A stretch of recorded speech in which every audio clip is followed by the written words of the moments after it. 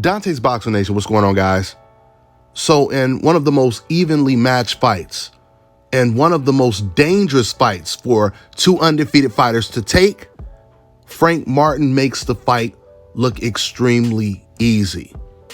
He completely dominates Ali Michel Rivera, 12-round unanimous decision. I mean, just when you thought Team USA already had way too much talent in the sport, out of nowhere, a new Shakur Stevenson emerges.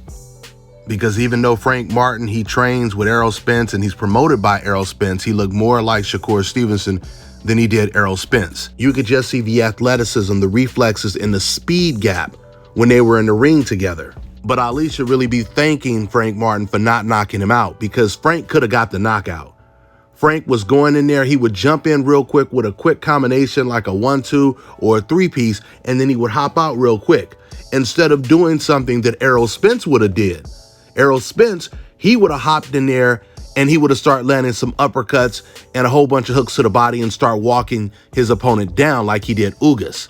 If Frank Martin would have did that in this fight, he would have stopped Ali for sure, because Ali is not really that much of an inside fighter. He cannot match Martin's speed. And for the most part, every time Frank Martin jumped on the inside, all Ali would do is block. So for the fact that Rivera didn't get knocked out, it looks a little bit better for him, a little bit of a moral victory. And, you know, he can continue his career fighting against the other undefeated fighters because he's still one of the best lightweights. There's just levels to this. And clearly you can see a dichotomy when it comes to black fighters from different countries versus black American boxers. This is the reason why black American boxers have been the most dominant in the sport since the inception, because their athleticism, their rhythm, and boxing IQ is usually on another level. And this is exactly what we've seen tonight by way of contrast, which means there's still a lot of good fighters that Ali can go out there and actually beat. A lot of big name fighters. I'd like to see Ali versus Rolly Romero and even Isaac Cruz. Isaac Cruz actually turned down a fight with Rivera like 3 times already, but after that loss, maybe Cruz will take the fight. So there's a lot of good fights out there for Ali. But when it comes to Frank Martin, man, he is the truth. And now he becomes a serious threat to Shakur Stevenson and Gervonta Tank Davis. To me, Frank Martin is starting to come off as somewhat of the Jaron Ennis of the lightweight division.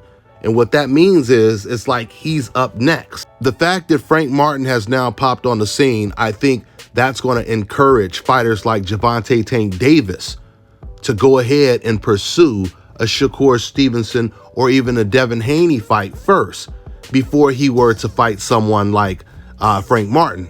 Because clearly Gervonta fighting Devin Haney or Shakur Stevenson would make far more sense than fighting Frank Martin first. All 3 of them were already here first.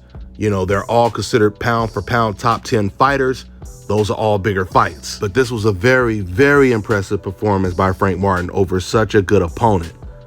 I look forward to seeing what's next for him. That's all I got for now, guys. I'm on to the next one. All right, now check this out, guys. If you're looking to repair eczema scars, burns and bruises, dark spots and blemishes, fever blisters, diabetic ulcers, this right here is the perfect product for you guys. It's called Elo Diki Face and Body Oil. Athletes and top-ranking boxers, they're also using it after training to reduce swelling, inflammation, and to ease the pain. So get yours today. Go to elodiki.com, like them on Facebook, and follow them on Instagram. Let me tell you guys about Issa Israel Law Firm. It is a full-service legal practice based in Denver, Colorado, an emerging hub for combat sports and high-altitude training. If you're a fighter inside or outside of the ring and you need a law firm you can trust to fight for you, visit thefighterfirm.com or email help@iilawfirm.com. Legal representation is usually limited to plaintiffs or defendants in Colorado, but iFirm can help anyone in the world with trademarking their business name, logos, and U.S. immigration issues. This brother has been my attorney for a while and helped guide me through all kinds of business and civil issues, so make sure you guys go to thefighterfirm.com.